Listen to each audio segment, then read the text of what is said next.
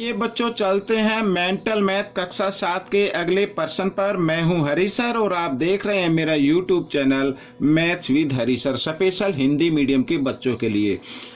तो यहाँ पर बच्चों हम अगला प्रश्न करने वाले हैं, प्रश्न नंबर 5। यदि देखो क्या लिखा, यदि एक समांतर चतुर्भुज का क्षेत्रफल 144 वर्ग सेंटीमीटर तथा आधार 4 सेंटीमीटर हो तो संगत शीर्षफल की ऊंचाई ज्ञात कीजिए। ठीक है, ये एक तो ये करना है और साथ ही हम क्वेश्चन करने वाले हैं प्रश्न नंबर 6। ठीक है, क्या लिखा है, एक आयताकार पार्क की लंबाई व चौड़ाई 4:3 के अनुपात में है। पार्क का परिमाप 140 मीटर है तो पार्क का क्षेत्रफल ज्ञात कीजिए। तो ये भी बहुत ही आसान है, आइए करना शुरू करते हैं।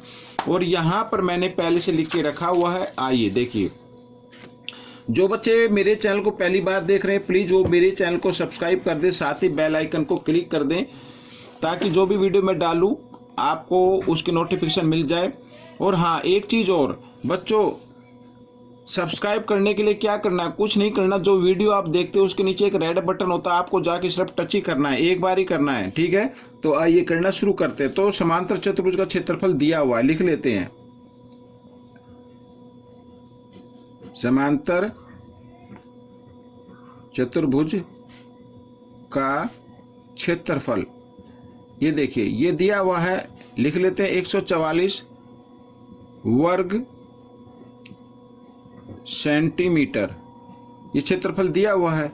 और यहाँ पर बच्चों साथ ही इसमें आधार दिया हुआ है। ठीक है, तो वो लिखना मैं भूल गया, तो समांतर चतुर्भुज का आधार है बच्चों, क्योंकि शीर्षफल तो हमें ज्ञात करना है। आधार है 4 सेंटीमीटर। ठीक है, यहाँ पर ये सेंटीमीटर लिख देते हैं। तो हमें शीर्षफल की ऊंचाई ज्ञात करनी है, यानी शीर्ष लंब भी आप उसे बोल सकते हैं, शीर्षफल भी बोल सकते हैं, ये हमें ज्ञात करना है। ठीक है, आइए करना शुरू करते हैं। देखो फॉर्मूला क्या होता है, समांतर चतुर्भुज का क्षेत्रफल निकालना, तो फॉर्मूला क्या होगा, आधार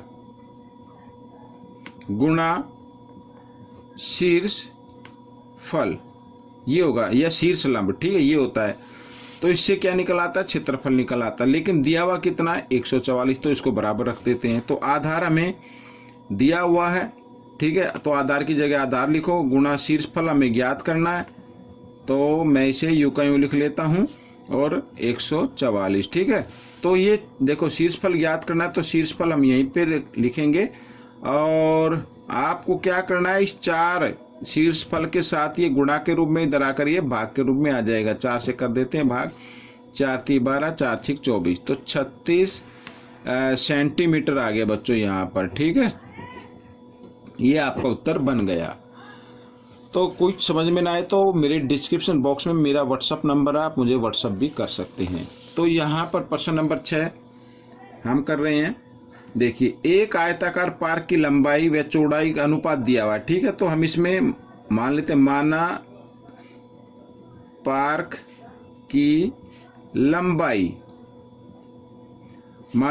की लंबाई 4x मान लीजिए, और पार्क की चौड़ाई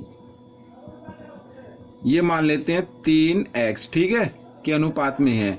पार्क का परिमाप दिया हुआ है बच्चों, तो पार्क का परिमाप है 140 मीटर।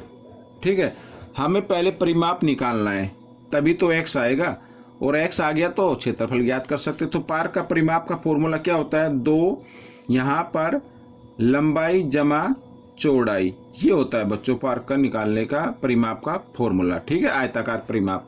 तो बच्चों यहाँ पर मैं अब लिखता हूँ 2, लंबाई की जगह लंबाई लिखेंगे 4x, जमा चौड़ाई की जगह चौड़ाई लिखेंगे 3x।